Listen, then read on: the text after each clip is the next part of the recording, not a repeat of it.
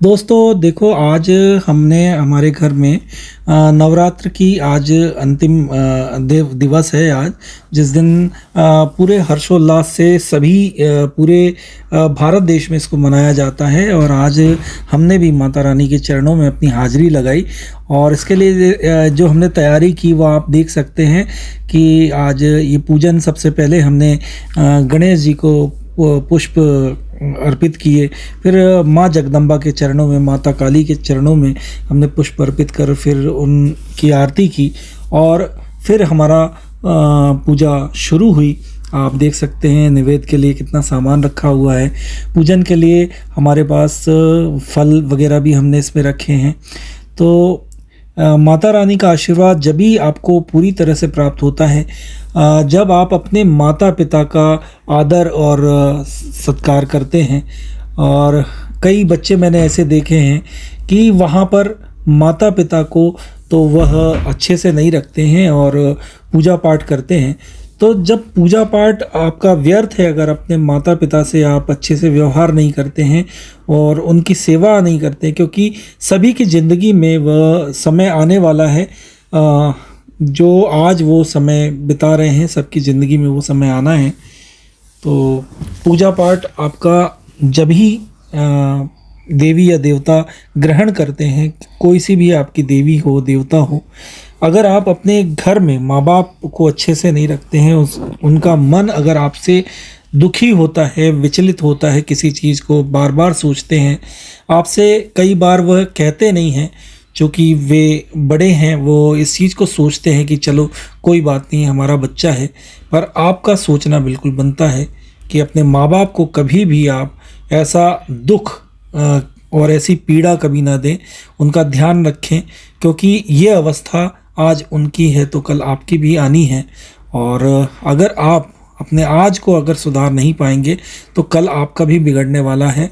ऐसा मैं जो मेरे पूरे जीवन का एक्सपीरियंस है, जो मैं इतनी सारी चीज़ें देखता हूँ दिन रात, उस केस में मैं ये कह रहा हूँ।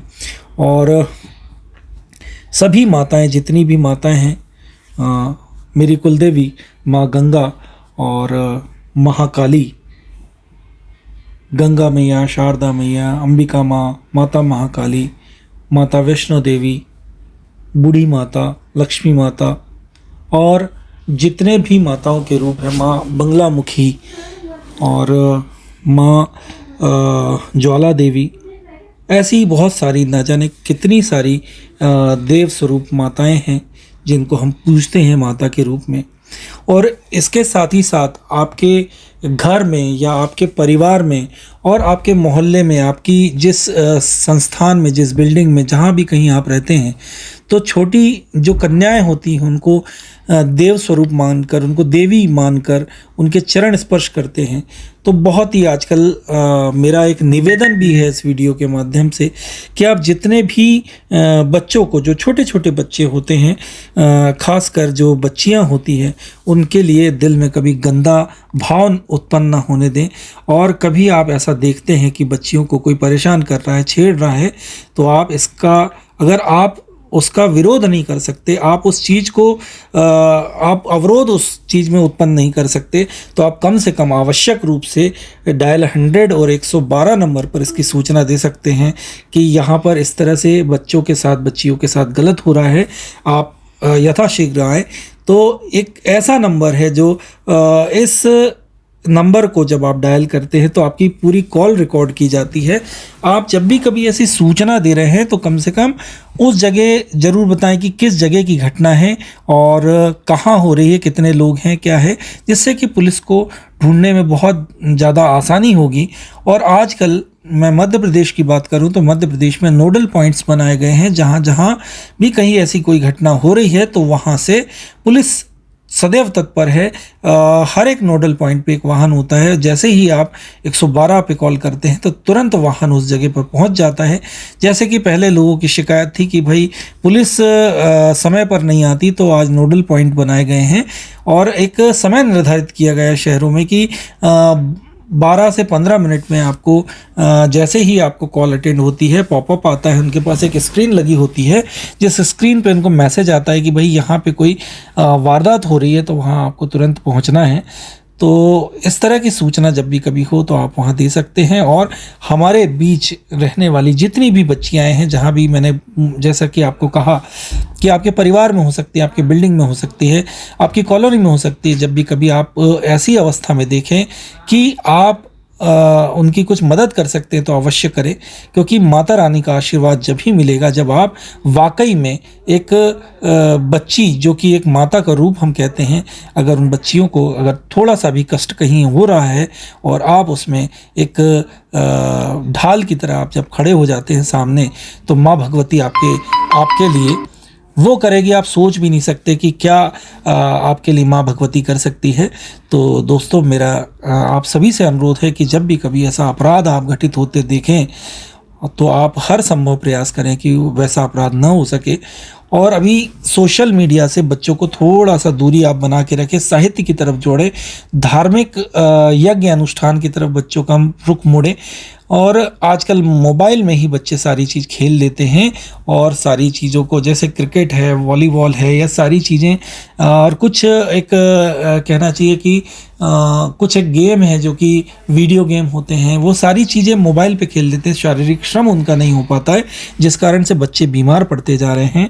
आप सभी माँ बाप जो इस वीडियो को देख रहे हैं, इस वीडियो के माध्यम से मैं आपके सामने मुखातिब हूँ कि आप उनको आध्यात्म से भी जोड़ें, यज्ञ अनुष्ठान जो हमारी भारतीय परंपरा है उससे जोड़कर रखें, तो इस तरह के अपराध घटित नहीं होंगे। इस तरह के अपराध जब भी घटित होते हैं तो दोस्तों, देखा यही गया है कि हमारे साहित्य से हमने दूरी कर ली है, हमारे धार्मिक अनुष्ठान यज्ञ में लोग बैठते नहीं हैं, हनुमान चालीसा आजकल बच्चों को नहीं आती है, उसके बाद बहुत सारी ऐसी चीज़ें, रामायण बच्चे पढ़ते नहीं हैं, श्रीमद् भागवत गीता को उतना महत्व नहीं दिया जाता। तो दोस्तों, मेरा एक ही कहना है आपसे कि आप अच्छे संस्कार को धारण करेंगे तो आपके बच्चे भी अच्छे संस्कार को धारण करेंगे। घर में जैसा आप परिवेश रखेंगे, बच्चे भी वैसे ही जाएंगे। मेरा सभी माँ बाप से और सभी घर के जो सदस्य हैं सभी से अनुरोध है कि आप सभी आध्यात्म की तरफ थोड़ा सा अपने आप को मोल्ड करें, कि जिनके कारण हमने इस धरा को, इस पृथ्वी को देखा है, अर्थात जिन्होंने हमें जन्म दिया है, उनको पूरा आदर सम्मान दें और घर में यज्ञ अनुष्ठान और जिस तरह के धार्मिक चीज़ें जो होती हैं उनमें बढ़ चढ़ कर भाग लें, जिससे कि माँ भगवती का आशीर्वाद आपके घर में सदैव बना रहेगा। और जितनी भी कन्याएं हैं उनको आदर स्वरूप आप देखें।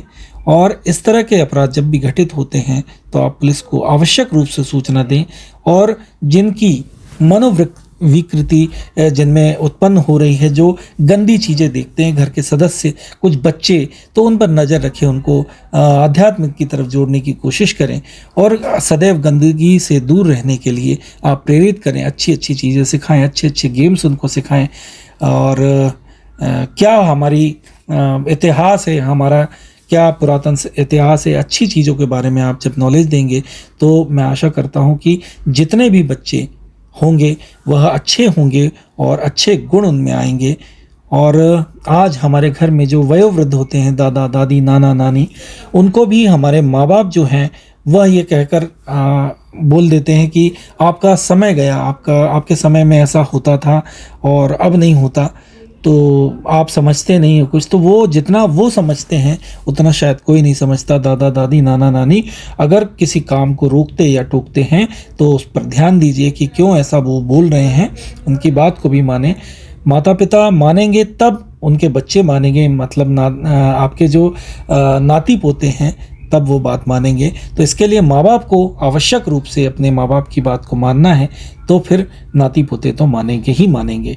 और आध्यात्म की तरफ जोड़ें और अच्छे से रहें और अपने आप को भी वक्त दें, योगासन प्राणायाम भी करें और रोज़ाना आप पूजा पाठ जब ईश्वर की करते हैं, ईश्वर को धन्यवाद देते हैं, आप जब खाना खाते हैं उस समय हाथ जोड़कर अगर आप खाना खाते हैं तो आपके शरीर को लगता है और बीमारियां आपसे कोसों दूर चली जाती है।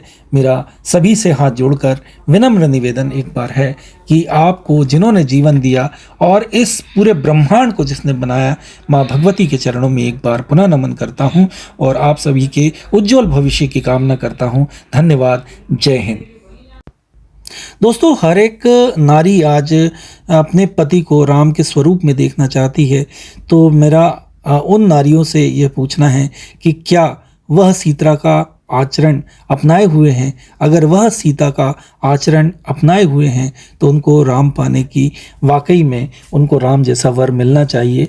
तो आज आप देखते हैं आज के कल्चर में कि फूहड़ डांस हो रहा है और शराब परोसी जा रही है, या फिर ऐसे व्यसन जीवन में व्यक्ति उतार रहा है और फिर वह नारी चाहती है कि उन्हें राम जैसा वर मिले। तो क्या यह संभव है? और इसी तरह मैं लड़कों के लिए तो लड़कियों के लिए तो मैंने कह दिया, पर उसी तरह लड़कों पे भी यह साबित होती है कि आज आपके 10 जगह अफेयर चल रहे हैं और फिर आप चाहते हैं कि आपकी पत्नी सीता की तरह आचरण वाली मिले। तो यह कैसे संभव हो सकता है? इसके लिए तो दोनों ही पक्षों को अच्छे से विचार करना होगा और अच्छे से ये सोचना होगा कि आप क्या चाहते हैं। अगर आप वह चीज़ नहीं चाहते, आप ये नहीं चाहते कि मेरी पत्नी का कहीं अफेयर हो, मेरी सिस्टर का कहीं अफेयर हो, या किसी परिवार में किसी बच्ची का ऐसा अफेयर चल रहा हो, तो उसके लिए आपको भी सुधरना होगा और आपको भी बच्चों से बात करनी होगी। उनके वाद संवाद को स्टॉप ना करें। और जब भी कभी बच्चे कुछ चीज़ कह रहे हैं, क्योंकि छोटे छोटे बच्चे होते हैं, उनके साथ कुछ गलत होता है तो वह अपने माँ बाप से कहते हैं, किंतु माँ बाप जब दोनों ही वर्किंग होते हैं तो उनके पास इतना वक्त भी नहीं होता कि वे अपने बच्चों की बात को सुने। वो गलत उनके साथ एक बार नहीं बार बार बार बार होते जाता है, और जब अधिक बार उनके साथ गलत हो जाता है तब जाके माँ बाप को पता चलता है और फिर उस पर कुछ एक्शन ली जाती है। तो इसलिए बच्चों को भी वक्त दे। भले ही आप दोनों ही नौकरी कर रहे हों, पति व पत्नी अगर दोनों ही नौकरी कर रहे हैं, उसके बाद भी जब आपका वक्त है उसमें से एक छोटा सा वक्त बच्चों को जरूर दें। उनकी बातें सुने, उनको पूछें कि आप क्या चाहते हो, क्या कोई ने स्कूल में आपसे कुछ गलत तो नहीं बोला, कोई गलत तरह से छीता तो नहीं है। ये सारी चीज़ें अगर आप करते हैं और एक दोस्ताना व्यवहार अगर बच्चों के साथ करते हैं तो बच्चे निश्चित तौर पे हर छोटी छोटी बातों को आपको बताएंगे कि गलत जगह हमारे सर ने छुआ, या हमारे चाचा ने छुआ, मामा ने छुआ, या परिवार में किसी अन्य सदस्य ने कुछ गलत जगह अगर छूता है या गलत कुछ करता है तो बच्चे आपके सामने ज़रूर रखेंगे। और इस तरह के जो छोटे छोटे अपराध जो परिवार में, समाज में, स्कूल में, कॉलेजेस में जो होते हैं उन पे एक उनको रोका जा सकेगा, ऐसा मेरी आशा है कि आप इन सब चीज़ों का ध्यान रखेंगे, जिससे कि इस तरह के अपराध होने पर रोक लग सकेगी। और अपने साथ ही साथ माँ जगदम्बा का आज जो बड़ा दिन है, आज नवमी का दिन है, आप सभी को नवरात्र की बहुत सारी शुभकामनाएं। और अगर माँ का आशीर्वाद पाना है तो उस माँ का आशीर्वाद सबसे पहले पाएं जिसके कारण आपने ये पूरा ब्रह्मांड देखा है। धन्यवाद। जय हिंद।